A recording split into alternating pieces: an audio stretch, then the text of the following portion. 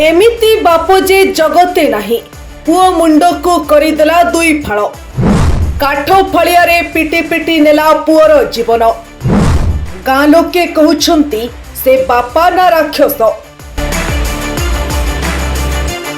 कुहा जाए बापा संतानर प्रथम भरोसा प्रथम सुरक्षा कवच किंतु सेही बापांको सह होइतिबा गोटिए घरोई विवाद एक परिवार खुशी को चिरदिन पई छड़ाई देछि। कलाहांडी जिल्लारू आसिथिबा एही घटना समस्तंकु स्तब्ध करि देछि। कलाहांडी जिल्ला कलमपुर थाना अंतर्गत नुआगड़ा गाँव में घटिछि एही अभावनीय घटना। सूचना अनुसार मानसिंह गहिर और तांको पुओ आलोक रंजन को मध्यरे सामान्य घरोई कथा को नहीं बचसा होइथिला। बचसा बढ़िबा परे परिस्थिति हठात उत्तेजनापूर्ण हो जाइथिला।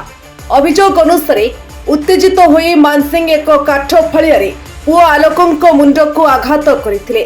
आघात पाइबा परे आलोक गुरुतर अवस्था घर सम्मुखरे पड़ी जाइथिले। परिवार लोके तुरंत तांको कलमपुर गोष्ठी स्वास्थ्य केंद्र को नेथिले किंतु समस्त चेष्टा सत्वे डाक्तर तांको मृत घोषणा करथिले। घटनार सूचना पाई कलमपुर पुलिस हॉस्पिटल रे पहुंची सबको जबत करबा सह तदंत आरंभ करथिला। परे नुआगड़ा गाँव में पहुंची प्राथमिक तदंत करा जायथिला एवं अभियुक्त बापा मानसिंह को अटक रखी पचरा उचरा करा जायछि। पुलिस एही घटना रे हत्या मामला रुजु करिछि। सबरो पंचनामा परे व्यवच्छेद पई जयपाटना गोष्ठी स्वास्थ्य केंद्र को पठा जायछि। घटनार तदंत दायित्व नेइछंती तदंतकारी अधिकारी सुनील कोंड्रागोरी। जो घरे हस थिला सेही घरे आज केवल कांद और नीरवता।